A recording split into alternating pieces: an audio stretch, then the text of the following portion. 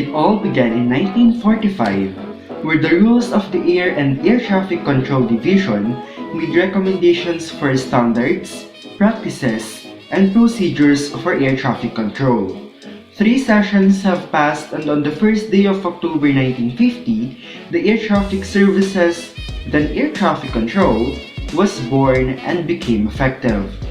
This is to make clear that Air Traffic Control Service was a part of the services together with Flight Information Services and Alerting Service, covered by Annex 11. Annex 11 pertains to the establishment of airspace, units, and services necessary to promote a safe, orderly, and expeditious flow of air traffic. A clear distinction is made between Air Traffic Control Service, Flight Information Service, and Alerting Service. Its purpose, together with Annex 2, is to ensure that flying on international air routes is carried out under uniform conditions designed to improve the safety and efficiency of air operation. Now, for the content of the first chapter, it purely talks about the definitions. The words that are being defined here are related to air traffic services, like air traffic, which means all aircraft in flight or operating on the maneuvering area of an aerodrome. The words are arranged in alphabetical order. Next is the Chapter 2, which represents the general. It has 34 subchapters. It states that contradicting states shall determine the portions of the airspace and aerodromes where air traffic services will be provided. They shall arrange such services to be established and provided in accordance with the provisions of this annex. It includes objectives of the air traffic, which 2 of the 5 objectives are to prevent collisions of aircraft and to expedite and maintain an orderly flow of air traffic. Also, included in this chapter are the classification of airspaces, whereas Class A only permits IFR flights, Class B permits only IFR and VFR flights. Class C, RFR and VFR flights are permitted, but separated from each other.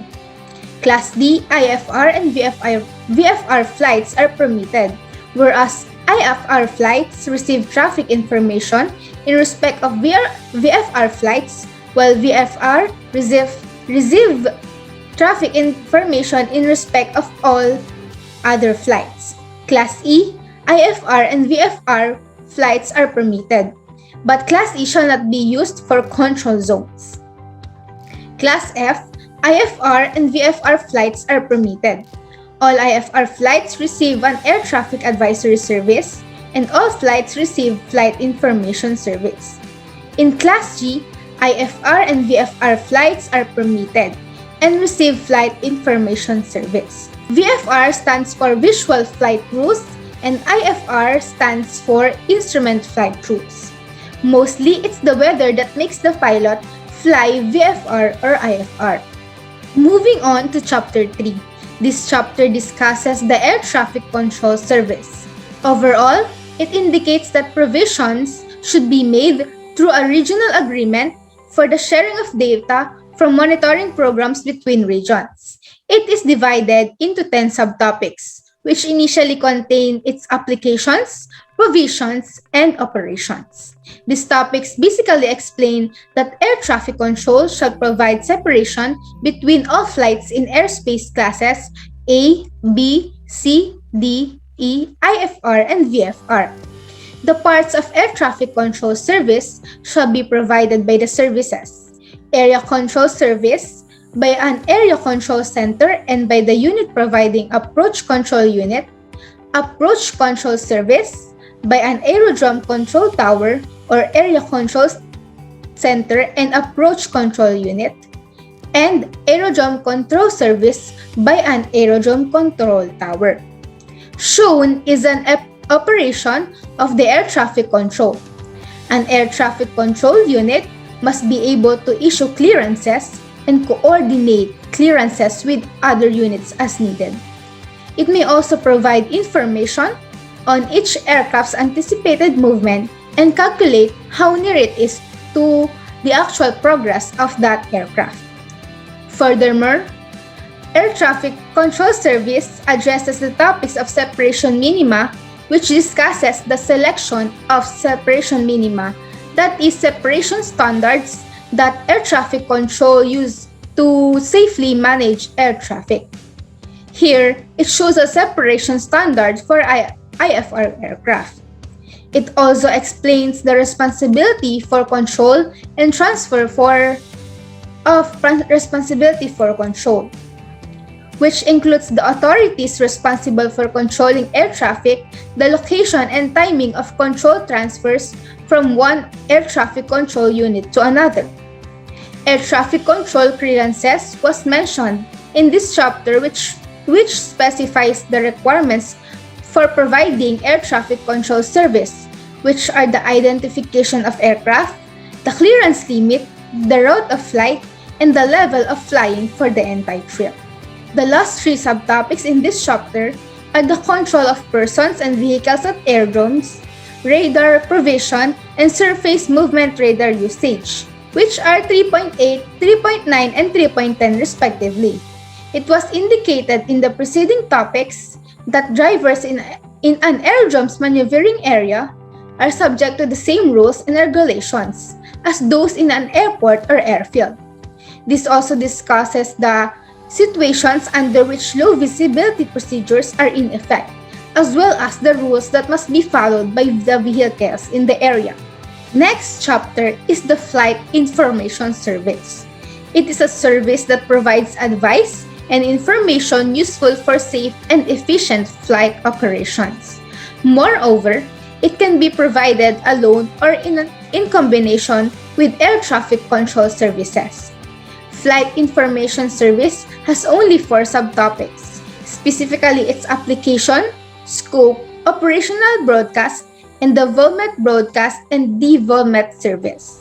According to these topics, Flight Information Service is provided to all aircraft that are likely to be affected by the information, are provided with air traffic control service, or are known to the relevant air traffic services units. Recommendations for the use and provision of VOLMET broadcast and services are also included. The Flight Information Service, including information about radio navigation services and aerodromes, were also mentioned. Chapter 5, Alerting Service. This chapter discusses alerting service. It is divided into 6 subtopics. 5.1 Application. Alerting service shall provide for all aircraft with air traffic control service. Also, Flight Information Center and Area Control Center shall serve as the central point for all collecting all information relevant to a state of emergency of an aircraft operating.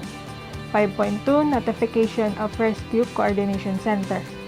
Air Traffic Service Unit shall notify Rescue Coordination Center immediately if an aircraft is considered to be in a state of emergency. Following the subtopics only consist of 5.3 Use of communication facilities, 5.4 Plotting aircraft in a state of emergency, 5.5 Information to the operator, and 5.6 Information to aircraft operating in the vicinity of aircraft in a state of emergency.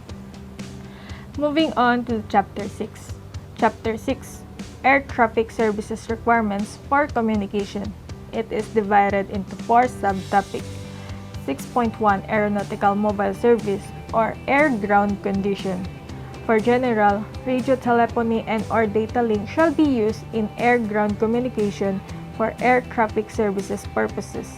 For Flight Information Service and Area Control Service, air-ground communication facilities shall enable two-way communication to take place between the unit providing flight information service.